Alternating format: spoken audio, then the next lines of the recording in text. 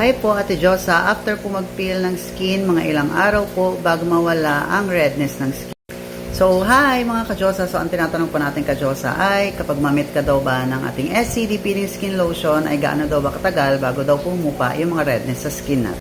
So, sige mga ka-Josa, sagutin natin to since ilang beses ko na nga siya na-try sa aking muka and then sa ating katawan or dun sa ating mga braso at binti. Honestly, to tell you mga ka-Josa ay walang specific kasi since we have different skin type, different skin sensitivity, and we have different lifestyle and food.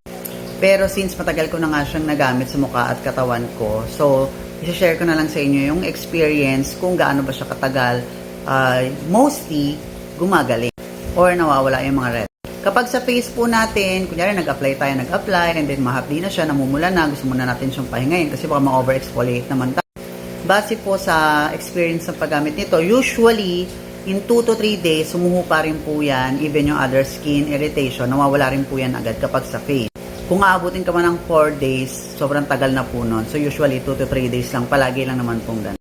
Ngayon, sa body naman, since sa first week, nandun talaga yung intense pa siya, kasi nga 3 days, 4 days tayo nag-a-apply. So syempre, on the first week, ayun na yung counting niya, mapula pa talaga siya. But for the second week to third week, kaya nga lagi kong sinasabi sa inyo, magbigay kayo ng at least 2 to 3 weeks na healing process once na gumamit kayo ng peeling lotion sa body nyo kasi meron pa siya talagang mga redness and itchy, mas some skin irritation, yung iba pa nga siya nagkakabutig lalo na sa binti area since matubig nga siya.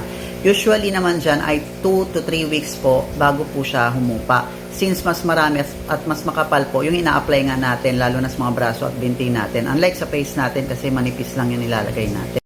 So, ganun, kapag sa body naman siya ginamit, usually 2 to 3 weeks bago siya mawala totally. Matagal na rin yung kung aabutin ka ng 1 month or 4 weeks, meaning to say, masyado namang naparami yung lagay natin. But don't you worry, as I did tell you many times mga ka-Josa, it already happened to me ng maraming beses na in just 2 to 3 weeks, maximum of 1 month, bumabalik din yan sa dati. And then yung mga skin irritation, redness na katulad yan ay nawawala rin po. And also, kapag sa body, sabayan nyo yan ng cetirizine tablet kung talagang marami yung area na sobrang namula, nangati, or kung meron kayong mga pagbubutlig. And also, kapag sa body, sa face kasi madali lang yan, applyan mo lang yan ng healing cream, mawawala rin yan agad in just 2 to 3 days. Pero kapag sa body kasi, lalo na kung nakaranas ka ng mga pagbubutlig-butlig, yun nga, inuman nyo ng cetirizine tablet, and then also, yung ating SCD Virginity Feminine Wash, ayun talaga yung pinagsasabon namin. Kasi nga, kapag yung mga whitening soap, any whitening soap yung gamitin nyo, talagang lalo pa siyang natitrigger, lalo siyang uma-update at namumula. So, yun lang mga ka-Josa, and hopefully nakatulong ang video na to sa'yo, and have a great day. Bye-bye!